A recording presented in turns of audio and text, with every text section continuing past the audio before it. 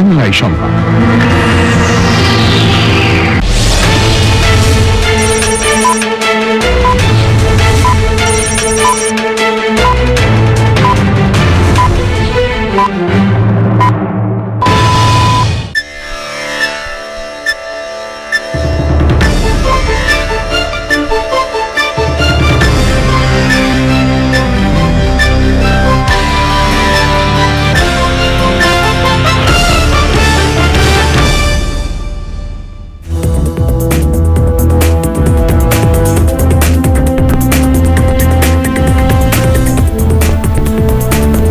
আসসালামু আলাইকুম, আমন্ত্রণ সবাইকে চ্যানেল আই সংবাদে।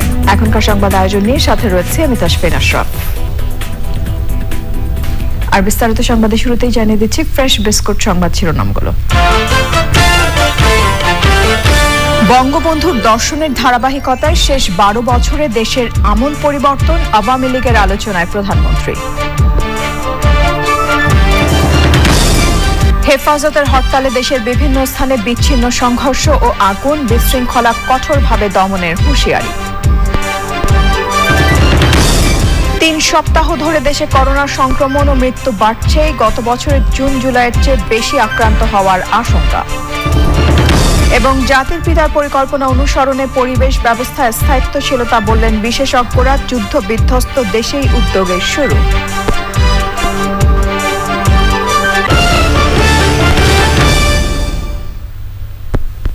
এছাড়াও সোশ্যাল ইসলামী ব্যাংক লিমিটেড বিশেষ সংবাদে থাকছে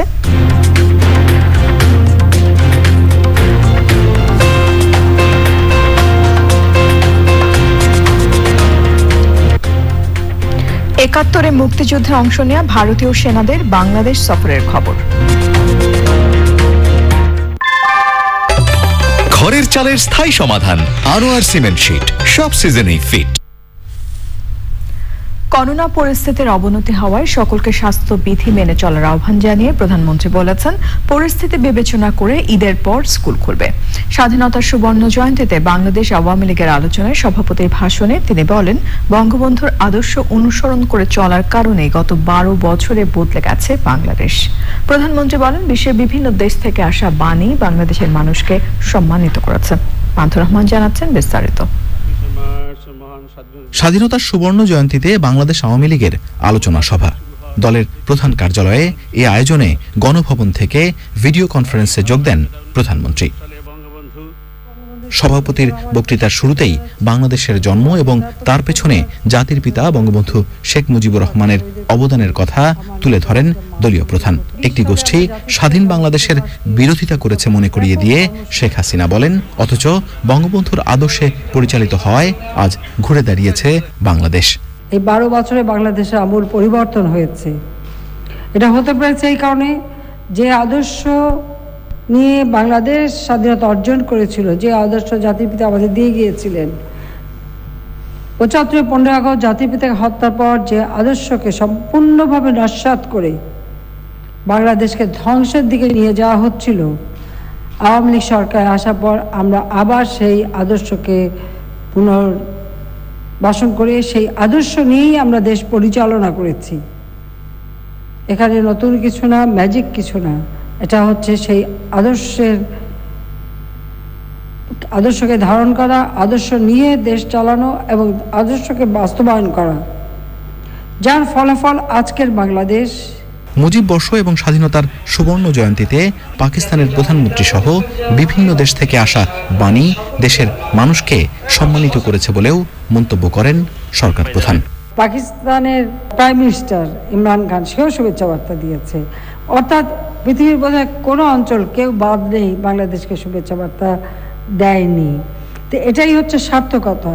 লাখো শহীদের রক্তের বিনিময়ে আমরা যে স্বাধীনতা পেয়েছি, আজকে সেই স্বাধীনতার সুফল বাংলাদেশের মানুষের ঘরে ঘরে আমরা পৌঁছে দেব, এবং সেটা দেবার মতো দক্ষতা বাংলাদেশ অর্জন করেছে। আর সেই অর্জন করেছে বলেই আজকে সারা বিশ্ব বাংলাদেশের জনগণকে সম্মানিত করেছে। আবারও করোনা পরিস্থিতির অবনতি হওয়ায় সরকারের পাশাপাশি দল হিসেবেও মানুষের পাশে দাঁড়াতে কর্মীদের নির্দেশনা দেন আওয়ামী লীগ সভাপতি। দুঃখের বিষয়ে আমরা স্কুল খুলতে চেয়েছিলাম, কিন্তু আমরা সেটা এখন করোনা ভাইরাসের প্রাদুর্ভাব হঠাৎ করে প্রাদুর্ভাব বেড়ে যাওয়াতে আমরা ঠিক এখন না করে আমরা রোজার পরে ঈদের পরে আবার স্কুল কলেজ শিক্ষা প্রতিষ্ঠান খুলে দেব।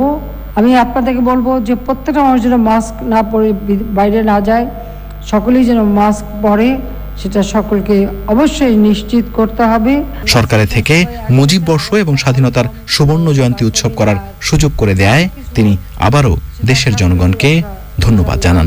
জাতির পিতার স্বপ্নের সোনার বাংলা করব। পান্থর রহমান, চ্যানেল আই, ঢাকা। হেফাজতে ইসলামের ডাকা সকাল সন্ধ্যা হরতালের সময় নারায়ণগঞ্জ ও ব্রাহ্মণবাড়িয়ায় সংঘর্ষ হয়েছে। কিছু যানবাহনে আগুন দিয়েছেন হরতাল সমর্থকরা। ব্রাহ্মণবাড়িয়ার উস্তাদ আলাউদ্দিন খাঁ সঙ্গীতাঙ্গন সহ বিভিন্ন এলাকায় কিছু গুরুত্বপূর্ণ স্থাপনায়ও হামলা চালিয়েছে তারা। রাজধানীর বিভিন্ন জায়গায় বিক্ষোভ থেকে কয়েকজনকে আটক করেছে পুলিশ। রাহুল রায়ের রিপোর্ট।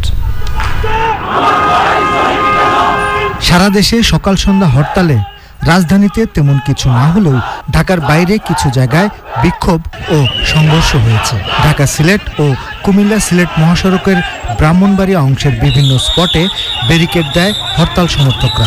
উস্তাদ আলাউদ্দিন খাঁ সঙ্গীতাঙ্গন সহ কয়েকটি সাংস্কৃতিক প্রতিষ্ঠান ও আওয়ামী লীগ অফিসে আগুন দেয় হেফাজত কর্মীরা।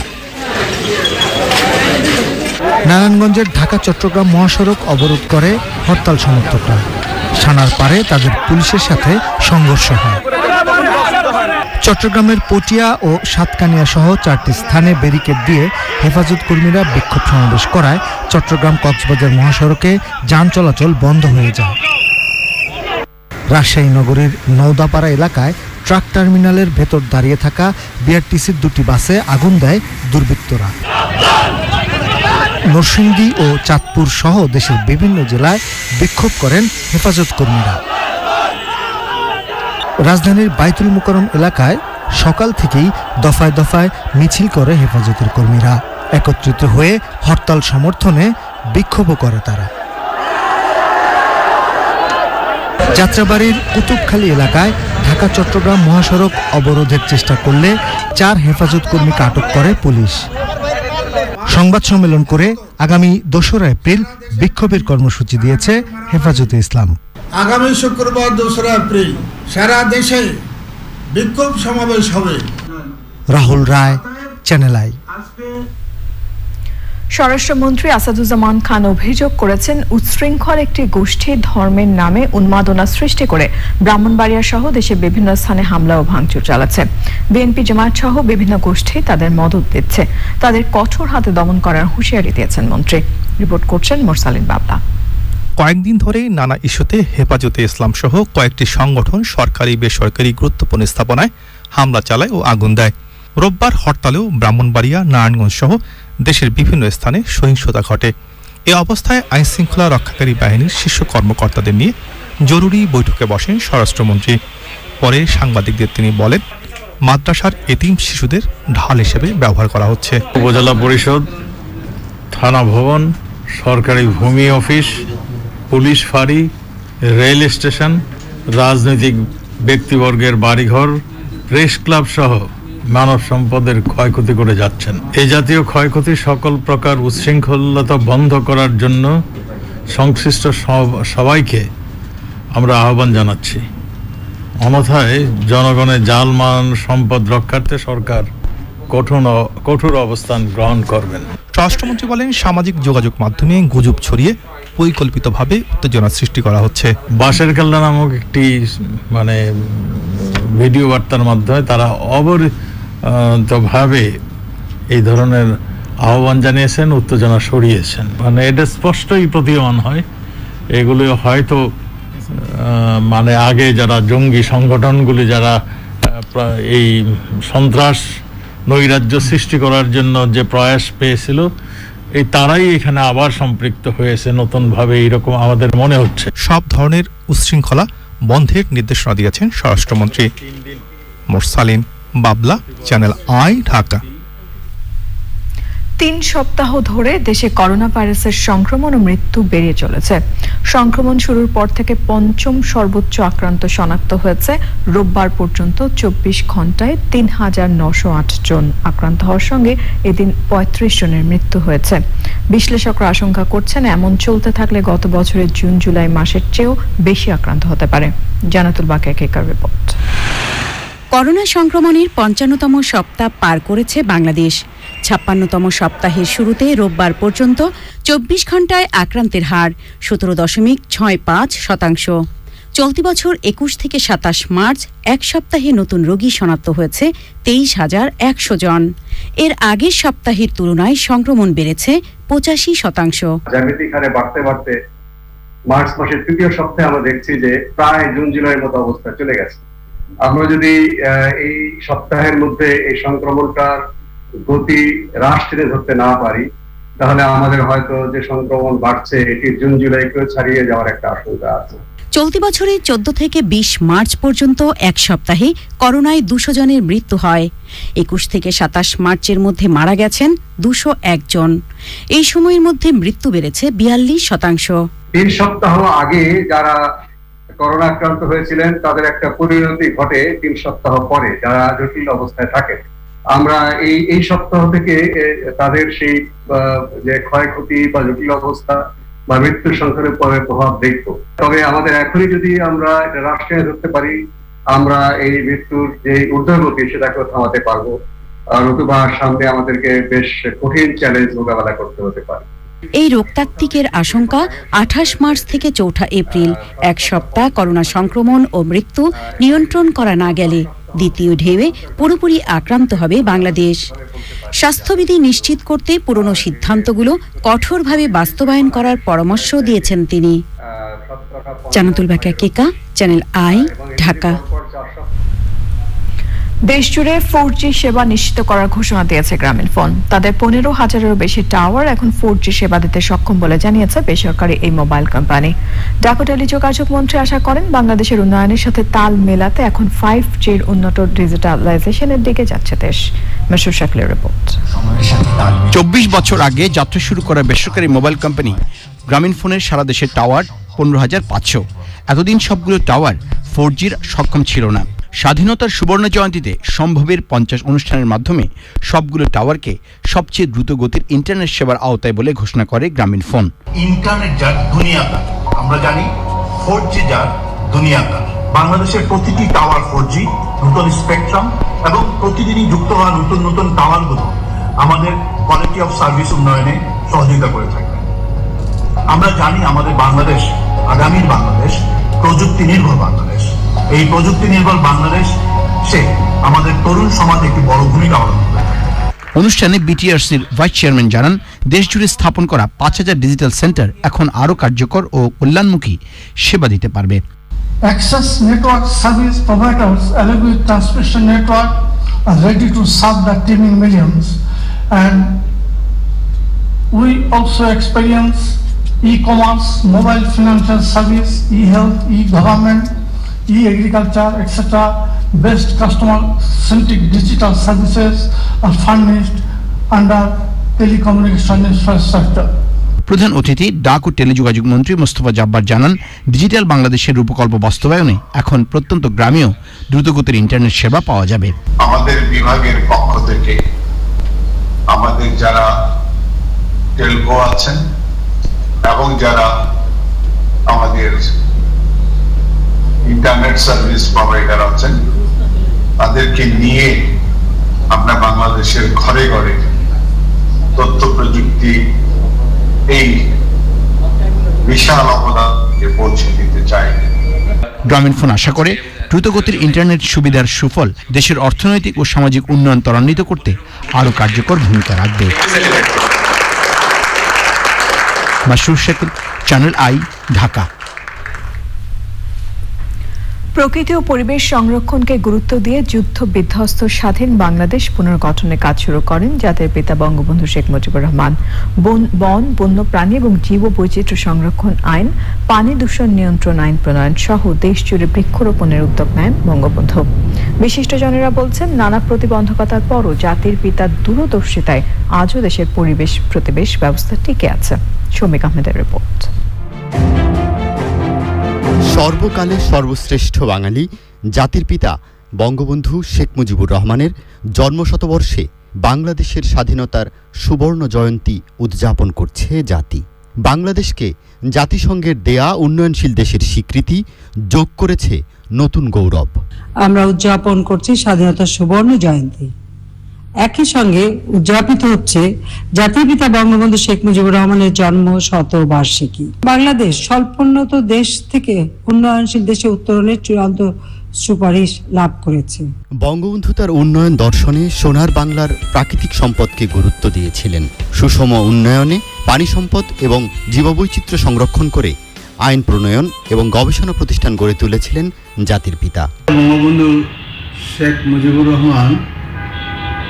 দেশ স্বাধীনের পরপরই গণভবন, বঙ্গভবন এবং সোহরাওয়ার্দী উদ্যানে বৃক্ষরোপণ করে দেশের মানুষকে উদ্বুদ্ধ করার জন্য ডাক দিয়েছিলেন।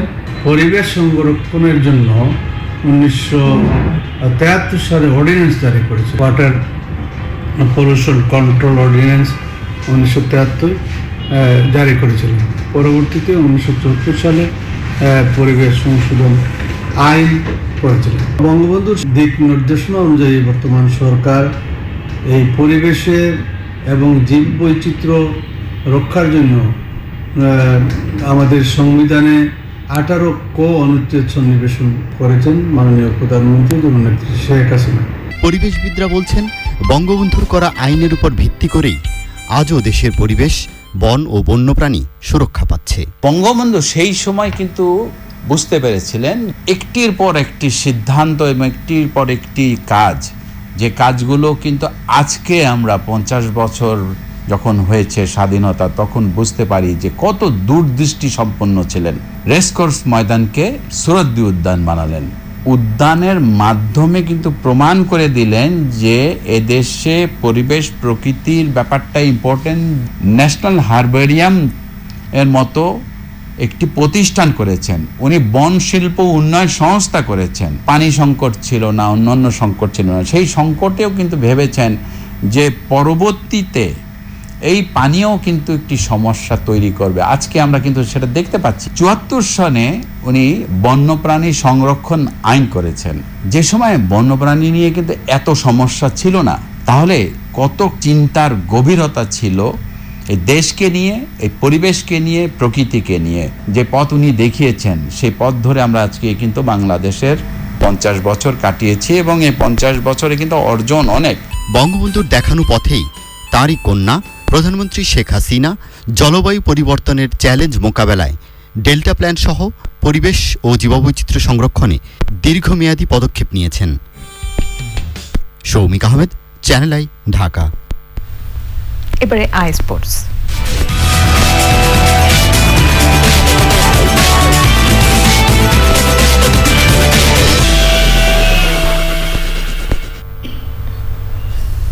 খেলাধুলার সব আপডেট নিয়ে আই স্পোর্টসে আছেন মিশু চৌধুরী। যাচ্ছি তার কাছে। মিশু। তাসমিন, ধন্যবাদ আপনাকে। সম্মানিত দর্শক, সবাইকে শুভেচ্ছা সহ আমন্ত্রণ জানাচ্ছি আজকের আই স্পোর্টসে। আমি মিশু চৌধুরী আপনাদের সাথেই আছি। শুরুতেই নেপালে অনুষ্ঠিত ট্রাই নেশনস কাপ ফুটবলের খবর।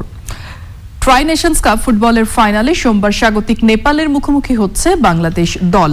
লাল সবুজ দলের কোচ এবং অধিনায়ক দুজনই বলেছেন ট্রফি জিতে ফিরতে চান তারা। কাঠমান্ডু থেকে রিপোর্ট করেছেন আরিফ চৌধুরী। দিনে দিনে কম হয়নি সময়, প্রায় 18 বছর অর্থাৎ 1.5 যুগ। 2003 সালের সাফ ফুটবল চ্যাম্পিয়ন হওয়ার পর আর কোনো ট্রফি ছুঁয়ে দেখা হয়নি বাংলাদেশের কোনো অধিনায়কের। জামাল ভুঁইয়ার সুযোগ এসেছে শিরোপা উঁচু করে ধরার। দলের উপর আস্থা রেখে সাহস করে বলেও দিয়েছেন এখান থেকেই নিয়ে যাবেন ট্রফিটা, এটাই নাকি লক্ষ্য। কিন্তু আমার টার্গেট হচ্ছে আমি ট্রফি নিয়ে যাব। বাংলাদেশে, এটা আমার টার্গেট। আর ভালো খেলতে হবে, আর যেটা কোচ বলছে সবসময় ভালো পারফর্ম করতে হবে। সবচেয়ে বড় অ্যাচিভমেন্ট হবে না, এটা শুধু মানে অনেস্টলি স্পিকিং এটা একটা friendly tournament, so it's not gonna be my highest achievement. ফাইনালের আগের দিনে ফুটবলারদের ক্লান্ত করেননি কোচ, বল নিয়ে মাঠে নামতে হয়নি তাদের। হোটেলে সুইমিং সেশন আর জিম করেছে জামাল ভুঁইয়া অ্যান্ড কোম্পানি। 2 ম্যাচে 2টা একাদশ খেলিয়ে ফাইনালের স্টার্টিং 11টা সেরাদের নিয়ে করতে চান জেমি। এই টুর্নামেন্টে চ্যাম্পিয়ন হবার টার্গেটের কথা আগে বলিনি, যেহেতু ফাইনালে উঠেই গেছে সেহেতু শিরোপা হাতে নেওয়ার চেষ্টা করব। লিগ রাউন্ডে 2 ম্যাচ খেলে 2টি ড্র করেছে আয়োজক নেপাল। নিজেদের মাঠ, নিজেদের দর্শক এবং আত্মবিশ্বাস, এই 3 মিলে ট্রফিটাও নিজেদের করতে চায় নেপালি টিম। প্রথম 2 ম্যাচে গোল না পেলেও টিমের উপর কোনো অনাস্থা নেই, নিজেদের উপর পূর্ণ আস্থা আছে। ফাইনালে আমরা স্কোর করব এবং ম্যাচ জিতব। ফিফার বর্তমান র্যাঙ্কিংয়ে অবশ্য বাংলাদেশ থেকে পরিষ্কার এগিয়ে নেপাল। লাল সবুজরা 186 আর নেপাল 171। দর্শক স্টেডিয়ামে বাংলাদেশ নেপালের ফাইনাল ম্যাচটি শুরু সন্ধ্যা 6:45টায়। 2005 সালের করাচি থেকে 2021-এর কাঠমান্ডু, মাঝের এই সময়টাতে আন্তর্জাতিক কোনো টুর্নামেন্টের কোনো ফাইনালে নাম লেখাতে পারেনি বাংলাদেশ। এত বছর পর বাংলাদেশকে ফাইনালে তুলেছেন কোচ জেমি ডে আর ক্যাপ্টেন জামাল ভুঁইয়া। তাদের স্বপ্ন এখান থেকে ট্রফি নিয়ে দেশে ফেরা। সেই স্বপ্ন বাস্তবায়নের অপেক্ষায় বাংলাদেশের অগণিত ফুটবল ভক্ত। আরিফ চৌধুরী, চ্যানেল আই, দর্শক স্টেডিয়াম, কাঠমান্ডু, নেপাল। 2022 কাতার বিশ্বকাপ বাছাইয়ের ডি গ্রুপের ম্যাচে প্রথম জয় পেয়েছে বর্তমান চ্যাম্পিয়ন্স ফ্রান্স। স্বাগতিক কাজাখস্তানকে 2-0 গোলে হারিয়েছে দিদিয়েন দেশামের দল। তবে ইনজুরিতে পড়ে বেশ কিছুদিনের জন্য মন্ত্রী আনিসুল হক বলেছেন, হরতালের নামে দেশের শান্তি শৃঙ্খলা নষ্ট এবং জনগণের জানমালের ক্ষতি করার চেষ্টা অব্যাহত রাখলে সরকার কঠোর হতে বাধ্য হবে। ইপিজেডের শ্রমিকদের সহায়তার জন্য বাংলাদেশ রপ্তানি প্রক্রিয়াকরণ এলাকা কর্তৃপক্ষ ব্যবসা হেল্পলাইন সার্ভিসের উদ্বোধন শেষে সাংবাদিকদের প্রশ্নের জবাবে তিনি বলেন, সরকার মত প্রকাশের স্বাধীনতায় বিশ্বাসী। সমস্যা থাকলে আলোচনার মাধ্যমে সমাধান করা হবে, কিন্তু আইন অমান্যকারীদের বিরুদ্ধে কঠোর হবে সরকার। তিনি বলেন, স্বাধীনতার সুবর্ণ জয়ন্তীতে যারা বিশৃঙ্খলা তৈরি করছে তারা দেশের প্রতি শ্রদ্ধাশীল না।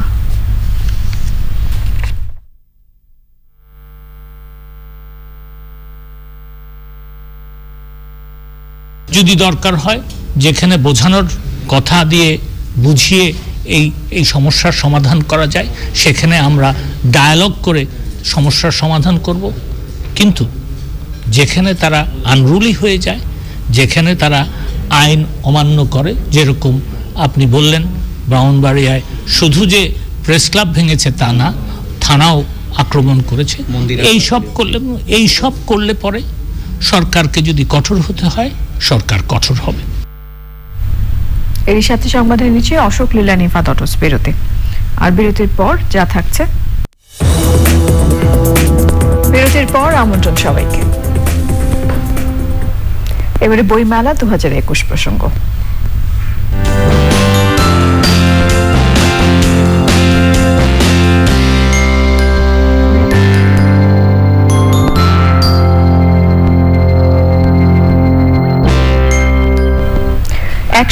টি নতুন বই নিয়ে 11তম দিন পার করছে অমর একুশে গ্রন্থমেলা।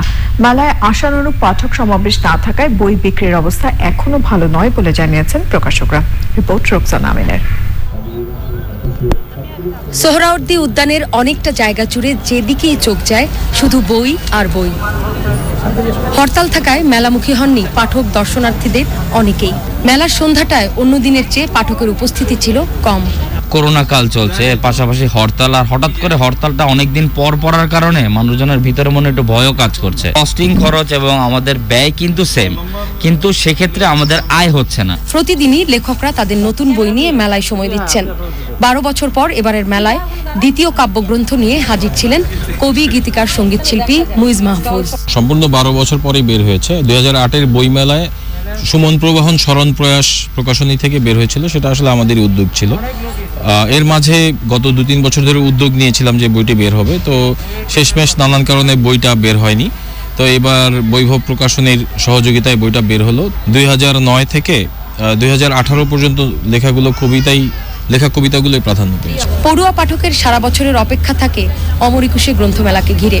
নিয়মিত পাঠকরা সারা বছর বইয়ের মেলার জন্য অপেক্ষায় থাকেন তালিকা ধরে বই সংগ্রহে। খুব খুশি যে বইমেলা হচ্ছে আর কি, অনেক ফাঁকা ফাঁকা, তারপরও চাই হচ্ছে যেন হচ্ছে বইমেলা আরো জমজমাট হোক আর কি। প্রথমত নাটকের বই খুঁজি বইমেলায় এসে প্রথমে। এবারে আমার একটা উদ্দেশ্য আছে, আশেপাশে যত শিশুরা আছে তাদের জন্য এবার আমি বই কিনছি।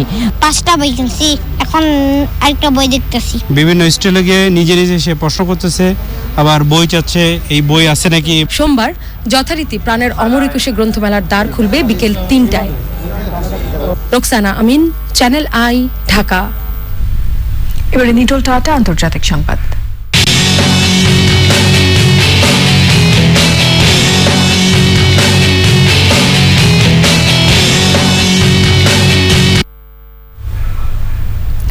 ইন্দোনেশিয়ার দক্ষিণ সুলাভেসি রাজ্যের রাজধানী মাকাসারে একটি গির্জার বাইরে আত্মঘাতী বোমা হামলা হয়েছে। 2 জন হামলাকারী ওই হামলা চালিয়েছে বলে জানিয়েছে পুলিশ। ওই ঘটনায় এখন পর্যন্ত 1 জন নিহত এবং 14 জন আহত হওয়ার খবর পাওয়া গেছে। হামলার দায় এখনো কেউ স্বীকার করেনি, তবে এই ঘটনার জন্য দেশটিতে সক্রিয় ইসলামী জঙ্গি গোষ্ঠী জামাত আনসারুদ্দৌলাকে সন্দেহ করছে পুলিশ। এবারে সোশ্যাল ইসলামী ব্যাংক লিমিটেড বিশেষ সংবাদ।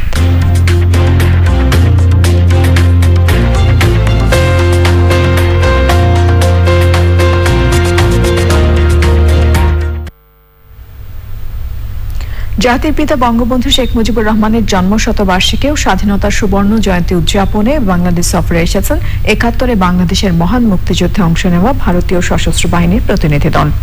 অবসরপ্রাপ্ত মেজর জেনারেল নারায়ণ শঙ্কর নারীর নেতৃত্বে 30 জন বীর সেনা এবং ভারতীয় সামরিক বাহিনীর আরো 6 সদস্য সেনা সদর দপ্তরে সেনা প্রধান জেনারেল আজিজ আহমেদের সাথে দেখা করেন। মহান স্বাধীনতা যুদ্ধে অংশ নেওয়া বীর সেনাদের প্রতি কৃতজ্ঞতা জানান সেনা প্রধান।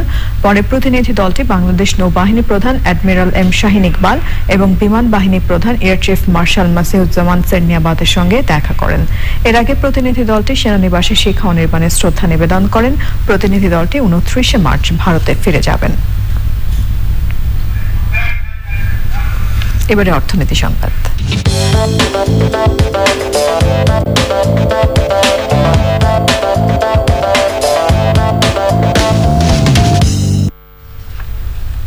ঢাকা স্টক এক্সচেঞ্জে আজ সপ্তাহের প্রথম কার্যদিবসে লেনদেনে ঊর্ধ্বমুখী প্রবণতা দেখা গেছে। আগের কার্যদিবসের চেয়ে ডিএসইএক্স সূচক 16 পয়েন্ট বেড়ে 5343 পয়েন্টে দাঁড়িয়েছে। কমেছে অধিকাংশ কোম্পানির শেয়ারের দাম। হাত বদল হয়েছে 354টি কোম্পানির 382 কোটি 54 লাখ টাকা শেয়ার এবং মিউচুয়াল ফান্ড, যা আগের কার্যদিবসের চেয়ে 105 কোটি 69 লাখ টাকা কম। এর মধ্যে দাম বেড়েছে 149টির, কমেছে 161টির এবং অপরিবর্তিত থাকে 44টি কোম্পানির শেয়ারের দাম। এবারে চট্টগ্রাম সংবাদ।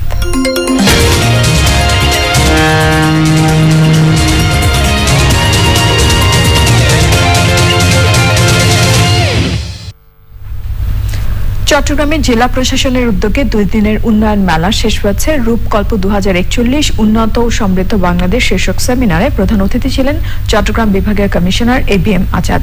মূল প্রবন্ধ উপস্থাপন করেন অতিরিক্ত জেলা প্রশাসক বদিউল আলম। আলোচনায় অংশ নেন চট্টগ্রাম বিশ্ববিদ্যালয়ের আইন অনুষদের ডিন অধ্যাপক ডক্টর আবু নোমান, মহানগর মুক্তিযোদ্ধা কমান্ডার মুজাফফর আহমেদ এবং অন্যরা। সভাপতিত্ব করেন চট্টগ্রাম জেলা প্রশাসক মোহাম্মদ মুমিনুর রহমান। মেলায় সরকারি বেসরকারি বিভিন্ন সংস্থার উন্নয়ন কর্মকাণ্ড তুলে ধরা হয়। এবারে পূবালী ব্যাংক লিমিটেড কৃষি সংবাদ।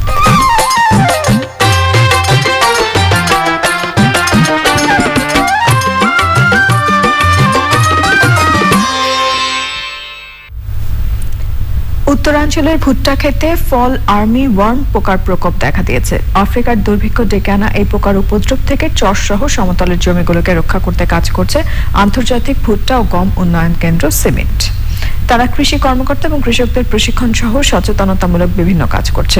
এহসানুল হক সুমনের ভিডিও চিত্রে মেরিনা লাভলির রিপোর্ট। এটি রংপুর গঙ্গাচড়ার লক্ষ্মীটারি ইউনিয়নের ইচলি গ্রামের কৃষক আব্দুল হারেসের 5 একরের ভুট্টা খেতে ফল আর্মিওয়ার্ম পোকার আক্রমণের চিত্র। রংপুর বিভাগ সহ দেশের বিভিন্ন জেলার ভুট্টা খেতে হানা দিয়েছে এ পোকা।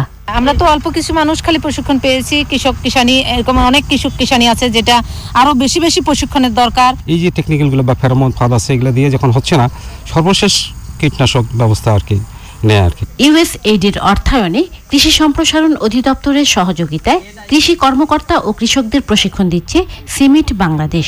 ফল আর্মিওয়ার্ম পোকা দমনে মাঠে গবেষণা কার্যক্রম চালিয়ে যাচ্ছে বাংলাদেশ গম ও ভুট্টা গবেষণা ইনস্টিটিউটের বিজ্ঞানীরা।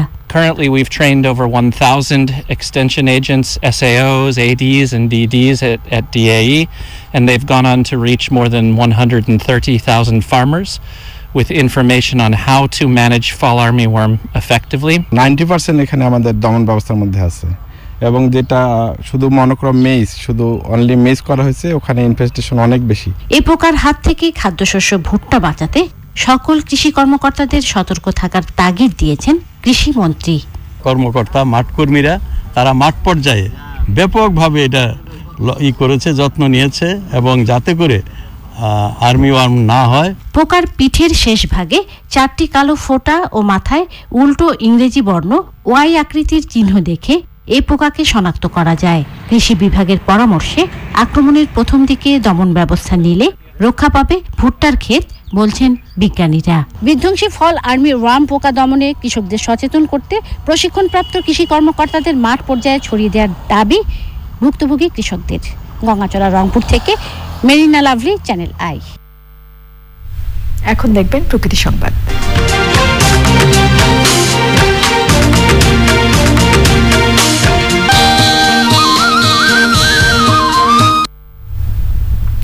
জয়পুরহাটের আক্কেলপুর উপজেলার দেওড়া গ্রামে রাজা দেওপালের প্রাচীন নগরের সন্ধান মিলেছে।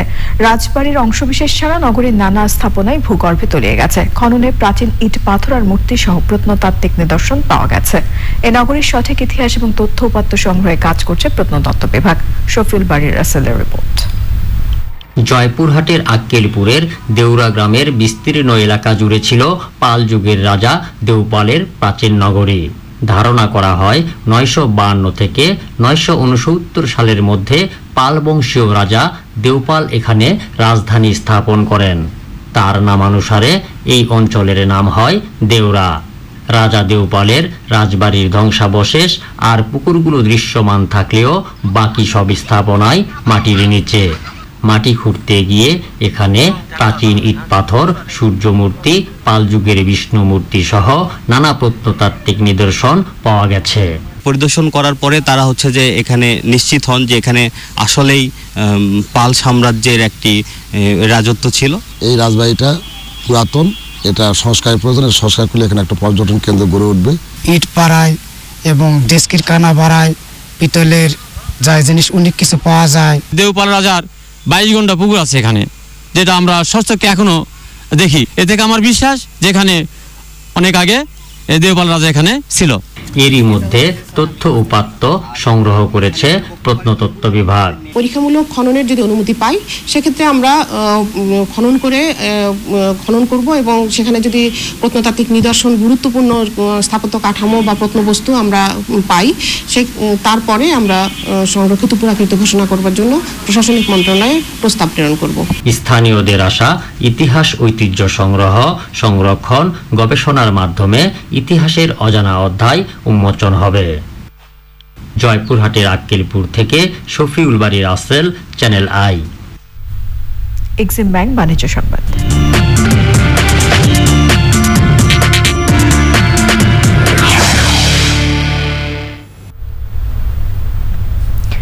এখন সোশ্যাল ইসলামী ব্যাংক থেকে নগদে ফান্ড ট্রান্সফার করতে পারবেন গ্রাহকরা। নগদ অ্যাকাউন্টে ফান্ড ট্রান্সফার সেবার আনুষ্ঠানিক উদ্বোধন করেন ব্যাংকের ব্যবস্থাপনা পরিচালক ও প্রধান নির্বাহী কাজী ওসমান আলী। ভার্চুয়াল প্ল্যাটফর্মে অনুষ্ঠানে যুক্ত ছিলেন নগদের প্রধান নির্বাহী কর্মকর্তা রাহেল আহমেদ এবং chief operating officer Ashis Chakraborty. উপস্থিত ছিলেন ব্যাংকের উপব্যবস্থাপনা পরিচালক আবু নাসের চৌধুরী, মোহাম্মদ সিরাজুল হক, মোহাম্মদ শামসুল হক, মোহাম্মদ ফোরকানুল্লাহ এবং অন্যরা।